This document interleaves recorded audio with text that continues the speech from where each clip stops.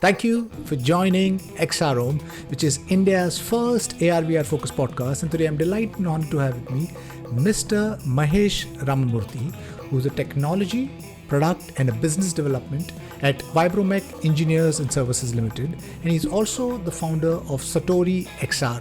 So why don't we start with a brief introduction on who you are, what you've been doing, and how come from servicing the automotive industry, you have jumped into XR, the world of XR. Thank you very much, Eddie. Such a pleasure to be on here. And I'm a mechanical engineer, and I've been in the automotive industry for a couple of decades now.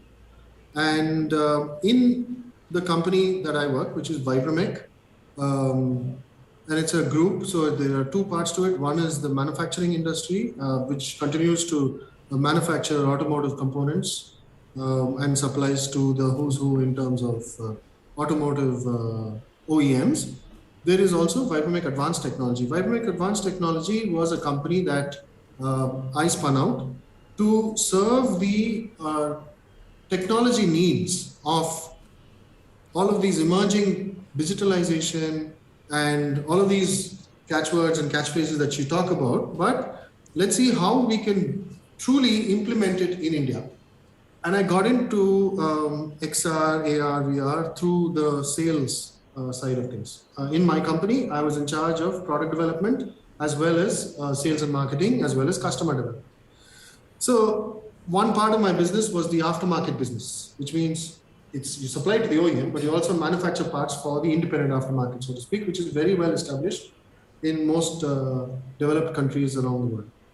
So I used to go to exhibitions and trade fairs all over the world, Automechanica in Germany, Apex in Vegas, the really big ones. I'm a small Indian company, and we've got a nice 9 square meter booth, which is 90 square feet or whatever. Then you go out, you look at your competition, which are companies which are Fortune 500 companies. They've got pavilions. They've got their exhibition stand is a pavilion. It's 20,000 square feet, right? And they've got all these sections. They're showing off all the tech and so on. So one of the things that was always on my mind is how can I show up and be seen as next level? Now I have been doing 3D modeling, analysis, product design, 3D models for my products, etc. since 2002. Right? So we've got 20 years of that under our belt. We know what to do. We make our products, we design our products, put it all together. So I said, hey, look, this is the perfect way to do this. Let me start showing our customers the innards and the workings of our product. So we put together some animated videos, etc. And the customer's like, oh, okay, now you know your stuff. So now we understand that you know what you're talking about. Excellent. Then I said, okay, let's see how we can take it to the next level. And so that's when I said, okay, guys, I got a couple of guys in and said, let's build it so that it works on a tablet. So that's when we started. So we first, I used to carry, to do my sales, I used to have a product catalog book. Right? So fat book, all my products there in lists and so on. And I used to have technical information in the back and then augmented it. My clients and customers who used to buy from me saying, hey, do this for me, for their other products as well. So I kept getting requests like this. Then I said, okay, here we go. Market validation. Let's start. So took the plunge, and about, we are now 5 years old. So now we do it's the triumvirate actually. So we've got web. So we've got the web visualization. So you can have your 3D products on your website. Then there's an app. So you can have an app where you can have the next level, more immersive experiences for your product. The third thing I say, and this I think is a little important, is I say, look, you don't have to throw away all your investments or sunk costs in paper, because AR can do that. AR can use that as a marker and then pop out of there.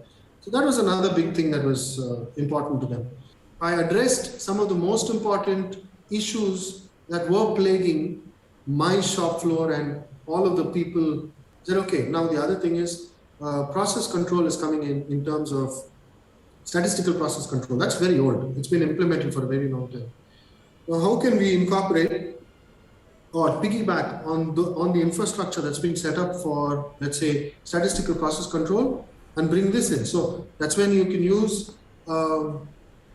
machine vision somewhat that are offered by tablets, and then bring in process control. So we built a prototype where you can do audit of your assembly process. So you now have an image that says, look, I put everything in there. Then we have the various types of gauging, which is attribute gauging and variable gauging. Variable gauging is when you measure something and you have the data stored. Attribute gauging is when you check a no, a go, no go. Right? And so we built a prototype that addresses all that. And at the end of it, it does a statistical process control analysis to tell you that the process variation is within limits and so on. So so we've got something going, and that's, like I said, keeping the lights on and able to take care of a small team, which we're growing, we're very close to. And then all of these other things is what I'm playing with now. And hopefully, these will get adopted more and more. Basically, why should only the GEs of the world have the benefits of augmented reality, if you want to call it that? Why not anybody else? That's the premise. I think what has happened is post-COVID, everybody used to talk about digital transformation earlier, but then, when it came to the costs, it was a no-go.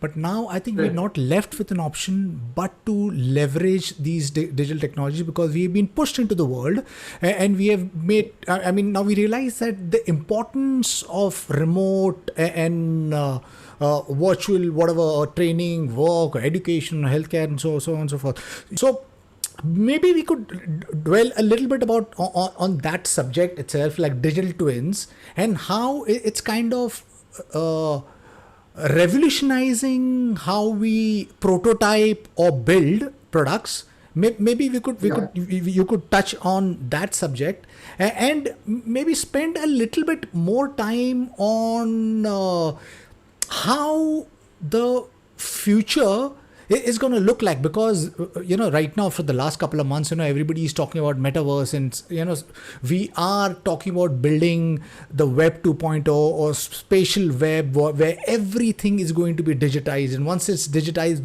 those physical objects which is going to be digitized is going to be sensorized, is going to give us information, we're going to leverage those information, create better businesses. And how you have actually created a solution for displaying your wares at these events. Even the entire event industry per se has completely shifted or maybe disrupted, to say, not disrupted, but I think the ones who understand the opportunity of virtual are leveraging these virtual events, and instead of maybe limiting it to maybe like 1,000 audience or 2,000, right now these virtual events are seeing 6,000, 10,000, or like these musical concerts which would be limited for maybe 80,000 or something. The Travis Scott concert on Fortnite saw a couple of million audience, and these things are growing. So maybe talk a little bit more about digital twins, how you see businesses benefiting digital twin, the ones who are want to create prototypes, how and why they should move over there, and also spend some time on your products, Satori XR, for the events or whatever you're building. You see, if you come from an engineering background, or you're making even engineered products in some way, right? And that's almost everything nowadays, because there is an inherent expectation in terms of quality, and to achieve that quality, you have to have good or reasonable process control. That then requires, for you to control your process, you need to have clear standards, and you have to set the expectations right from the manufacturing system, your suppliers, your people who work on the machines, people who then produce things. It need not even only be machines, even if you're doing a manual job. So the requirement for giving and disseminating all this information of how to do it, right, is there. Now, it was done in various ways in the past, right? So you had, let's go from the really low tech, where you had a senior person who made that widget. He would then have a bunch of apprentices who he would train if they're scaling up as they grow. And then, so the knowledge in that person's mind would then percolate down to the next level. and so on. So it would then go down to the next level. This could be information regarding the process, information regarding what to do and don't, do's and don'ts, let's say safety, and let's say product characteristics itself, so that you have an understanding of what you're doing. Now, all of these things were done. I mean, it's there. That's how manufacturing came about, right? But the digital twin enables us to take it to a next level and make it quite robust. Let's come to the issues later, but how does the digital twin benefit? So you create one digital twin with effort. The effort is not trivial. It is important that you do it right. And that one digital twin then serves multiple aspects of your industry, of your own company. So that one digital twin can be used in a marketing use case. The same digital twin can be used in just displaying something. The same digital twin can be used in showing, training people. It can be used in projecting your product on how it works, etc., to your customers, to your own people. So train your own people on how your product works. Then that same digital twin, if done correctly with a certain level of discipline, can be used also to do process training. So here is how it is in rough. Then as the product gets finished, the things get added on. So you start with the first thing, and I'm sure you've seen all of this, because if you've ever bought a Mixie or something, you'll get one of those books, Quick Start Guide, that shows you, one inside the other, and you've got an exploded view and so on. So these instructions are available in some form or the other. That information, that data, including the step-by-step of how to do it, what you should not do or should do, it's there in the process. That's the only reason why that company still exists. Because if it wasn't there, they're not going to be able to manage. Now, it's in various forms. It might be in somebody's head. It might be in a group of people. They carry that knowledge. It might have been written in a drawing, or put together in a drawing, or a process instruction sheet, and so on and so forth. So the digital twin gives you the power to handle that, right? And once you've done one, that goes everywhere. So besides this, the fact that it has multiple use cases, which is, I think, a very important advantage. The second thing is, if you update the product, you can build a system where the digital twin gets updated, and therefore all of the people who were using it gets the update.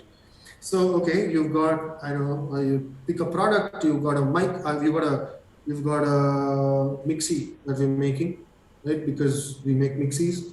If I have to use a simple product. So now we've changed something about it. There's a color change, or there is a new motor that's been put in, or the switch is now moved to a new place. You just have to, you update the digital twin, percolate that change down to all of these other aspects, and that's it, you have it. So at the end of the day, you can save money, but you have to make that initial investment, which is not trivial, which sometimes looks like it's a large step. Then of course there are the other obvious things, right? So not so obvious things like design changes, design reviews, right? And this, I'm proud to say I managed to do one of these with a third-party client, right? So we were designing the product, and I was able to, on a Zoom call using some plugins, have a 3D product next to my head about here and show them how it worked. And then as they ask questions, I was able to take it apart, point inside, point my finger at stuff, make it how it works, and do it all in real time. All that is also possible, which is then they requested for changes. So we went back, made the changes, and had the same sort of Zoom call again, right? Or a video call again. In the old days, and I've actually done this, I've actually gone to meetings in Europe, finished the meeting, ran back to the airport, came back, sat with my team, burnt midnight oil for 4 or 5 days, literally got back on the plane, gone back there, and said, here's the updated design. Because when it comes to the automotive industry, time is crucial. You can't miss important deadlines. If your design is off, you've got to fix it. This was the old days. Now, it's unbelievable what we can do. So actually, all of these things will take you to the world, if you know what I mean. And you can do that. Like you said, right? You have more and more people who can come on. So if you ask me, it's democratization at two ends, right? So you can reach anybody, The converse of that is that anybody can be cheap. The other aspect is that anybody can do it, therefore. You can get into it, just get into it, just start. And then you can figure out what to do. There are tools, there are web tools, there are people who offer platforms for very, very little, or not trivial, but a little amount of money where you can put your product, showcase it, and so on. So it's both ways actually. And I think that whole democratization thing is happening. It's going to happen. It's inevitable. Exactly. So I'm excited for that world where everybody is enabled. I think you said initially 3D design was expensive, but then everybody has got into the fray and it is getting democratized. The work pipeline is getting more simpler and easier. And I think over the years, it is going to get more simpler because just today, I think I put out a post on how Mark Zuckerberg they plan to invest 10 billion USD for the metaverse. In fact, he wants to move from being a social media company to a metaverse company because there is a huge economical value lying over there with things such as NFTs, non-fungible tokens, and blockchains and things. So it is going to democratize. In fact, I was having a conversation with this gentleman called Anthony Quinn. He runs a jetpack company. A jetsuit, jetsuit company is where you strap on like a jetpack and you can fly. But what this gentleman is doing, Mr. Anthony Quinn, he's doing is that he's building an autonomous jetpack because training these jetpacks becomes quite a challenge. In fact, there was a video a couple of months back where Akshay Kumar had gone to UK and he was trying to train on the Gravity Industries jetpack, and it was very difficult. So, but as soon as you get an autonomous jetpack, life gets sorted. But how did that happen? That happened because of digital twin. So what he did was he built an entire simulation of his jetpack. He built the entire physics into it, right from the gravity to so and it is a little expensive at this point in time, but we are in an exponential growth when it comes to technology. The hardware prices are going down every year, and even the prices are coming down. So there is a democratization of technology, and through tools such as this, I think there will be a huge shift or a revolution of sorts, because you're mentioning, today, like the Teslas or the Gs have the power of capital in their hand. But then I just connected with this company called Pixmoving. They're based out of China. And they are revolutionizing the automobile industry. Now, what happens, you are from the manufacturing industry and you're trying to solve the vibration, the harshness, the problem with your other thing, but getting components is quite a problem because you have to import it. And if you happen to be an automobile company where you're manufacturing at this point in time an electric vehicle, you have to get all your components, different parts, drivetrain from all around the world, right? Now, what these guys are doing is they're changing the game, because what happens when you're importing things is, the logistics, the taxes, and the list goes on, the time delays. What these guys are doing is simple. They run you the specs of the drivetrain, and you have a 3D printer at your end, and you 3D print out the components. So I think I'm not saying this is that the workflow is completely seamless. This is their vision. This is where they intend to go. How long they're going to take to reach over there, I don't really know. But I think what I'm excited about is this democratization or an accessibility of technology. And you rightfully pointed out, I guess, I think everything is out there. If you want to do something, the only thing that stops you from becoming a millionaire or doing anything is your desire and intent, because we have the internet, which is free knowledge. There's MOOCs, massive open online courses available out there. So the only thing that's stopping you is yourself. So I mean, that is something which I want to stress to my listeners, because I mean, we're living in a time of abundance. So if you want to do something, get up, move your ass, because all you need to do is have the will, and you can build businesses. India's AR VR industry, it is still challenging at this point in time. We when I got into it, we were somewhere around 7 odd startups. This was 2015. Today there is some 2,500 startups. But there are challenges as in accessibility. When we get HMDs again, the logistics, the taxes and stuff like that. Those challenges for the developers and the consumers, or the enterprise who wants to acquire the product. The second challenge is what from my end I see is the support ecosystem.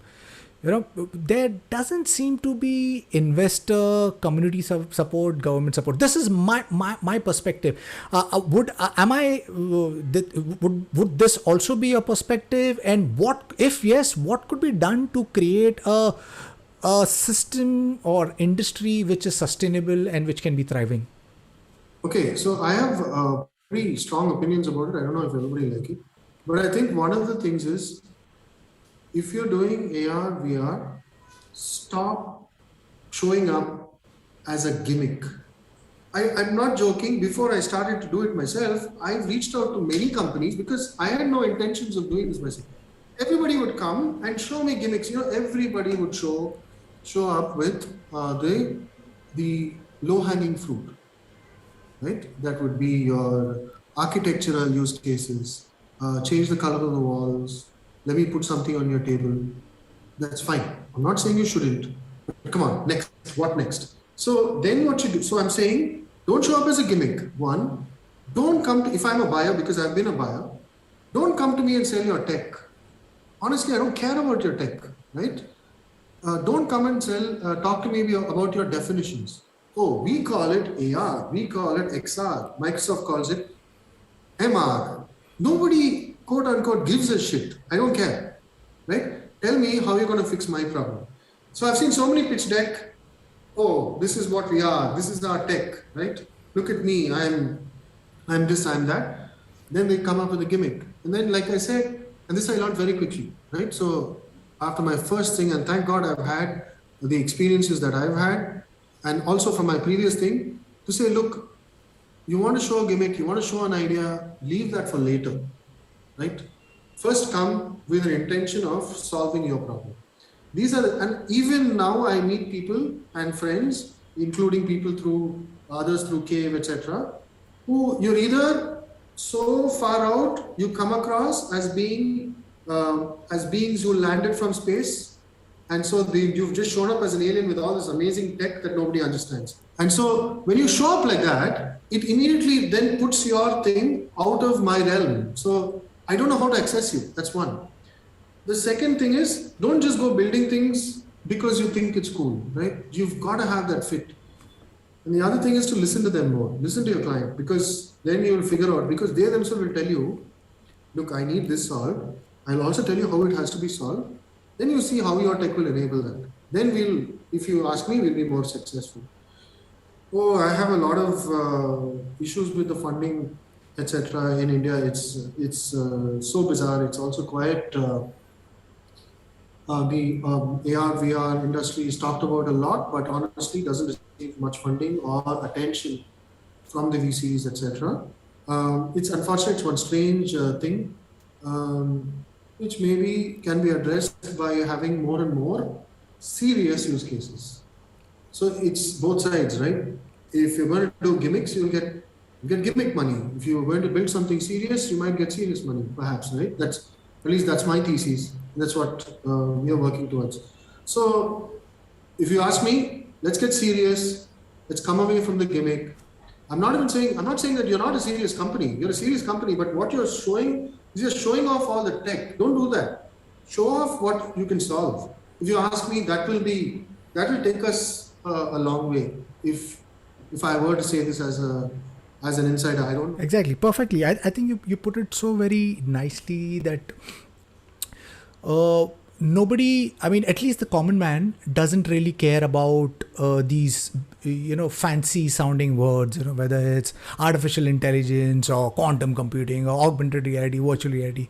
They see a use case. And if there is a genuine use case and they want to leverage that, or they want to pay for that, Gola, you've got a business going on over there. So yes, I think we need to possibly maybe educate, nudge the XR startup ecosystem with mentorship, because there is so much potential over here in India.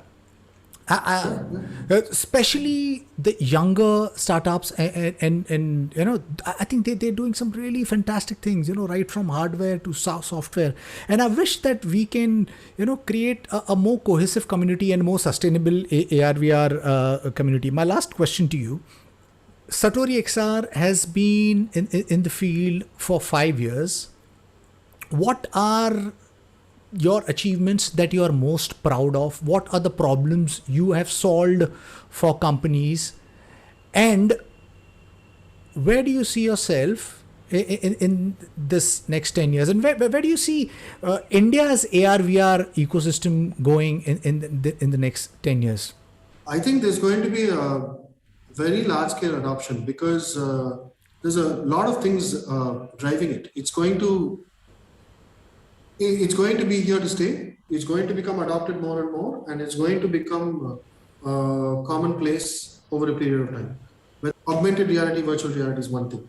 But I believe that 4D and IO, this is a Satori word, and this is a thing that we use. It's 4 dimensions, so 3D plus time. So you have 3D, you have animation, and you have IO. So you have interaction, input and output. In my opinion, 4D IO is the new media.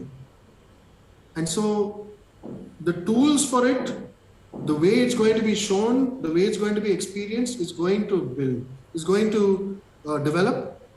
And I think it's here to stay. I don't think we can look back. So progressive companies will adopt it first. Then it'll become a statement of, oh, you don't have a website, you don't have a poster, you don't have a catalog. That's how it was, right? When you went back in time. You don't have a website, you don't show up. You don't have social media, you're not there anymore. If you're not pinging on your important social media networks as relevant to you, you're not there anymore. So you created the content for it. So you had that ecosystem of content creation that's happening, and that's going to happen, in my opinion. So the people who would, for a short while, be very powerful are the content creators.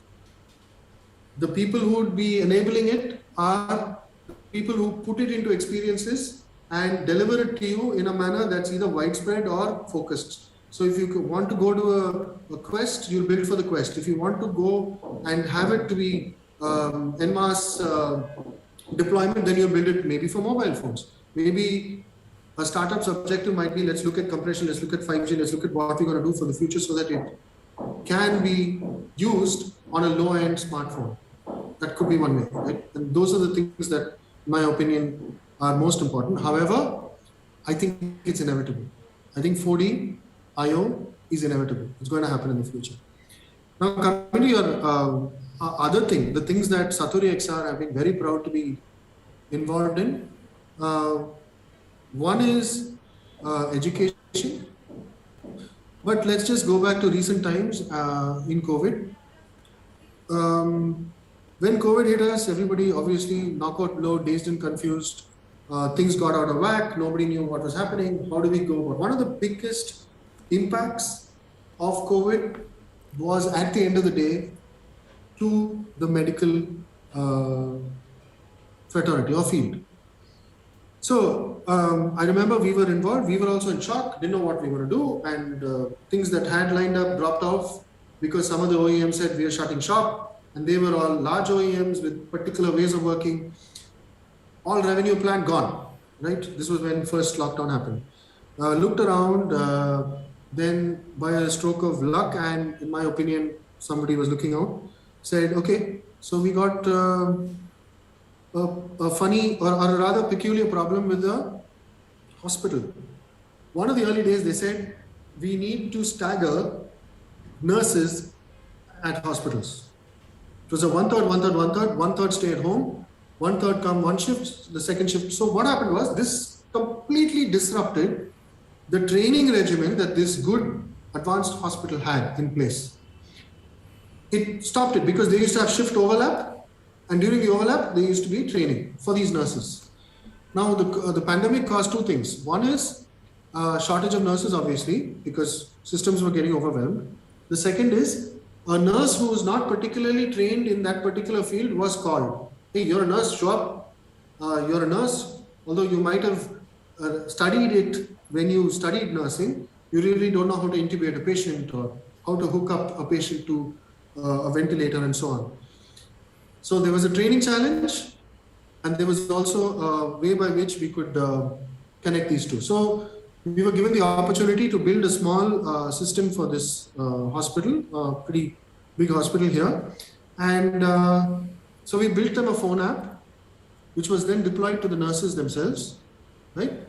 Where they had AR, VR, whatever you want to call it, like I told you, I'm not particular about the labels, but you could do it in AR also, where all of these nursing staff had an experience of an introduction and as per the standard procedures of that hospital, how to come and set up a ventilator next to a patient to hook them up. So that, in my opinion, was something I was really proud of. That's what we've done at Satori Excel.